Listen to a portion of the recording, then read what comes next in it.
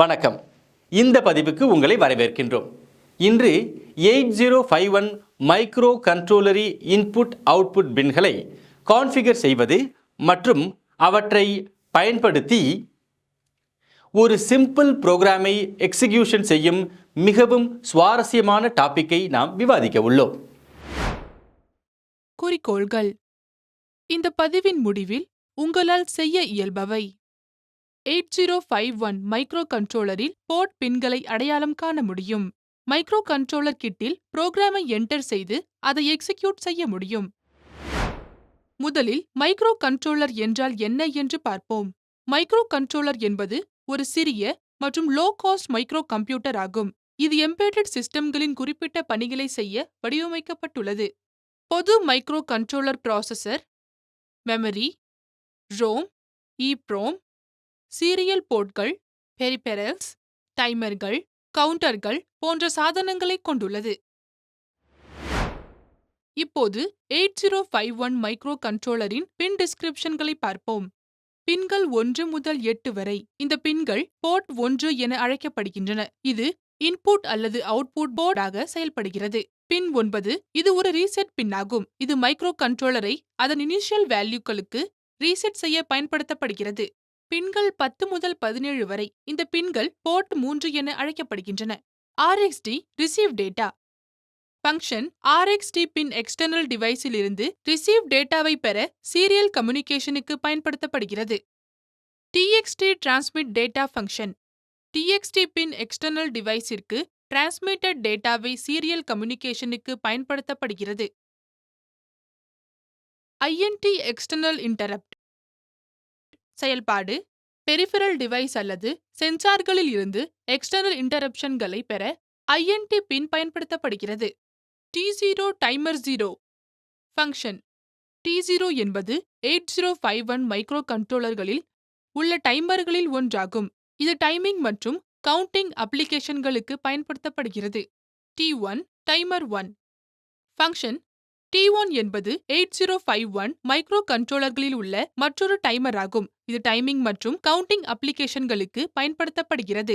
Right மற்றும் read signals function இந்த சிக்னல்கள் பொதுவாக எக்ஸ்டர்னல் மெமரி மற்றும் பெரிஃபெரல்களுடன் இன்டர்ஃபேஸ் செய்ய பயன்படுத்தப்படுகிறது. பின்கள் 18 and 19 இந்த பின்கள் சிஸ்டம் கிளாக்கை பெற எக்ஸ்டர்னல் கிறிஸ்டல்களை இன்டர்ஃபேஸ் செய்ய பயன்படுத்தப்படுகின்றன. பின் 20 இந்த பின் சர்க்கியூட்டுக்கு கிரவுண்ட் அல்லது நெகட்டிவ் பவர் சப்ளையாக செயல்படுகிறது.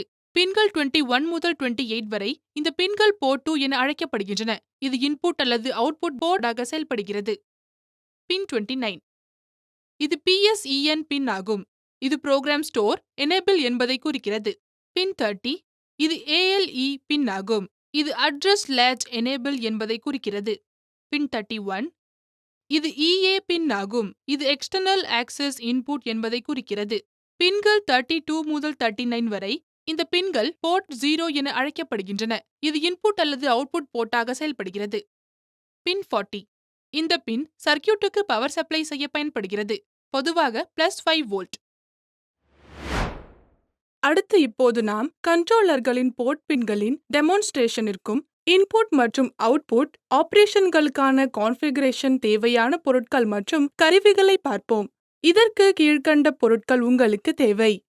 மானிட்டர் அல்லது laptop 1, micro controller kit 1, USB cable 1, FRC cable 2, flash magic software மற்றும் கீழ் மைக்ரோ விஷன் சாஃப்ட்வேர். இப்போது கீழ் மைக்ரோவிஷன் சாஃப்ட்வேர் என்ற சாஃப்ட்வேரை பயன்படுத்தி இந்த புரோகிராமை ரன் செய்வோம்.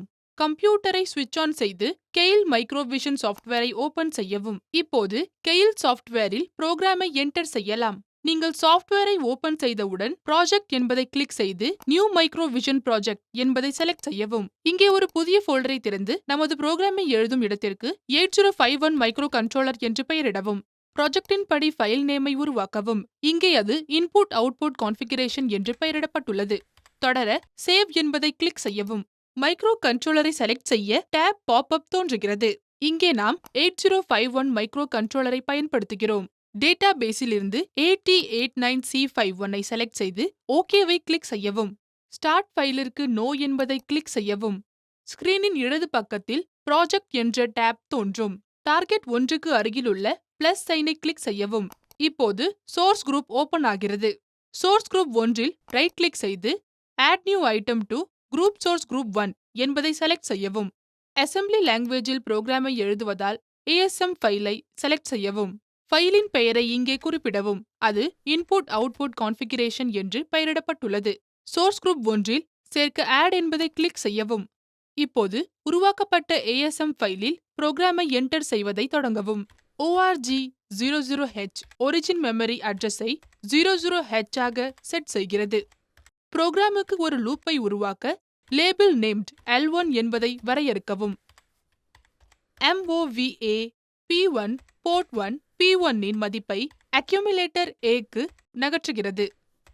இந்த போர்ட் புரோகிராமுக்கான இன்புட் போர்ட்டாக செயல்படுகிறது. இப்போது MOV P2A என டைப் செய்யவும். அக்யூமுலேட்டரில் இருந்து போர்ட் 2 P2க்கு வேல்யூவை நகர்த்தவும். இப்போது SJMP L1 என்று டைப் செய்யவும். இந்த லைன் நமக்கு உருவாக்கிய L1 லேபலுக்கு ஜம்ப் பேக் செய்வதற்கு நமக்கு உதவுகிறது. இது ஒரு இன்ஃபினைட் லூப்பை உருவாக்குகிறது. இப்போது புரோகிராமை முடிக்க எண்ட் என டைப் செய்யவும். இப்போது டார்கெட்டுக்கு நேவிகேட் செய்து ரைட் கிளிக் செய்து டார்கெட் 1க்கான ஆப்ஷனை தேர்ந்தெடுக்கவும். ஃப்ரீக்வன்சியை 11.052 MHz ஆக மாற்றவும். யூஸ் ஆன் சிப் ராமின் பாக்ஸை செலக்ட் செய்யவும். இப்போது மெனுவிற்கு சென்று அவுட்புட்டை தேர்ந்தெடுக்கவும். எக்ஸிக்யூட்டபிள் என்ற நேமில் எக்ஸ் ஃபைலின் நேமை என்டர் செய்யவும். இது இன்புட் மற்றும் அவுட்புட் கான்ஃபிகரேஷன் ஆகும். கிரியேட் ஹெக்ஸ் ஃபைல் என்ற பாக்ஸை செலக்ட் செய்து தொடர ஓகேவை கிளிக் செய்யவும். மெனுவிற்கு சென்று டிரான்ஸ்லேட் என்பதை தேர்ந்தெடுக்கவும். ஏதேனும் எரர் அல்லது வார்னிங்குகள் உள்ளதா என சரிபார்க்கவும். பில்ட் அவுட்புட்டில் இது எரர்கள் அல்லது வார்னிங்குகளின் எண்ணிக்கையை காண்பிக்கும். இப்போது டிரான்ஸ்லேட்டுக்கு அடுத்ததாக பில்ட் டார்கெட் என்ற ஐகான் உள்ளது. பில்ட் டார்கெட்டை கிளிக் செய்யவும். பில்ட் அவுட்புட்டில் இன்புட் அவுட்புட் போர்ட் கான்ஃபிகரேஷனில் இருந்து ஹெக்ஸ் ஃபைலை உருவாக்குவது காட்டப்படும். இன்புட் அவுட்புட் போர்டில் கான்ஃபிகரேஷன் 0 எரர்கள் 0 வார்னிங்கள். சாஃப்ட்வேரில் புரோகிராமை என்டர் செய்த பிறகு மைக்ரோ கண்ட்ரோலர் கிட்டை டர்ன் ஆன் செய்யவும். இப்போது USB கேபிளை பயன்படுத்தி லேப்டாப்பை மைக்ரோ கண்ட்ரோலர் கிட்டுடன் கனெக்ட் செய்யவும். கேபிளின் ஒரு முனையை லேப்டாப்புடன் இணைக்கவும். மற்றொரு முனையை மைக்ரோ கண்ட்ரோலர் கிட்டுடன் இணைக்கவும். இப்போது கீபோர்டில் உள்ள விண்டோஸை கிளிக் செய்து கோடை பர்ன் செய்ய ஃபிளாஷ் மேஜிக் என்று டைப் செய்யவும்.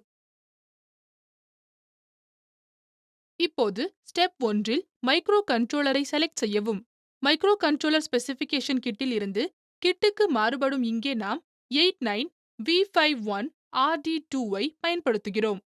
இப்போது காம் போர்டை செலக்ட் செய்வதற்காக விண்டோஸில் கிளிக் செய்து டிவைஸ் மேனேஜர் என டைப் செய்யவும். போர்ட்டுகளுக்கு காம் மற்றும் LPT நேவிகேட் செய்து போர்ட் நம்பரை செக் செய்யவும். இதோ COM20. இப்போது ஃபிளாஷ் மேஜிக்கை ஓபன் செய்து காம் போர்ட்டை COM20 ஆக செலக்ட் செய்யவும். இது கிட்டிலிருந்து கிட்டுக்கு மாறுபடும். காம் போர்ட்டை செலக்ட் செய்வதற்கு முன் காம் போர்ட் நோ என்று உள்ளதா என்பதை உறுதிப்படுத்தவும். பாட் ரேட் 9600 எனவும் இன்டர்ஃபேஸை நன் ISP எனவும் செலக்ட் செய்யவும்.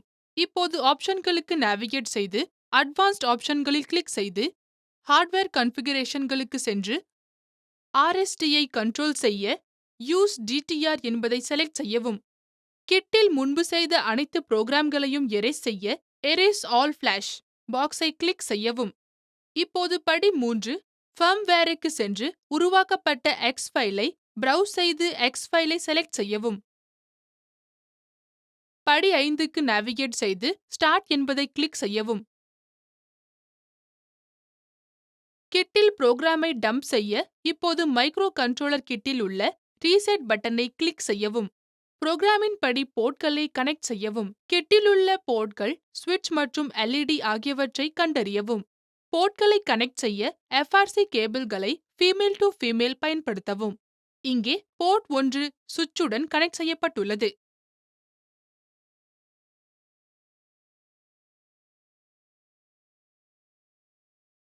மற்றும் போர்ட் 2 LED-யுடன் கனெக்ட் செய்யப்பட்டுள்ளது.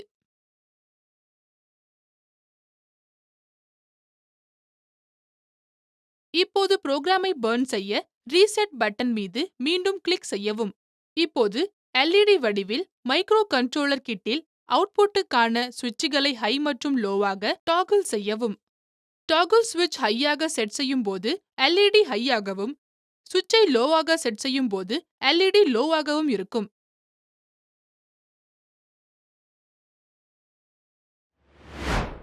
இது இந்த பதிவின் முடிவுக்கு நம்மை கொண்டு வருகிறது. இந்த பதிவில் நாம் கற்றுக்கொண்டது 8051 மைக்ரோ கண்ட்ரோலர் போர்ட் பின்களை அடையாளம் காண்பது மற்றும் மைக்ரோ கண்ட்ரோலர் கிட்டில் புரோகிராமை என்டர் செய்து அதை எக்ஸிக்யூட் செய்வது. பார்த்ததற்கு நன்றி. அடுத்த பதிவில் சந்திப்போம்.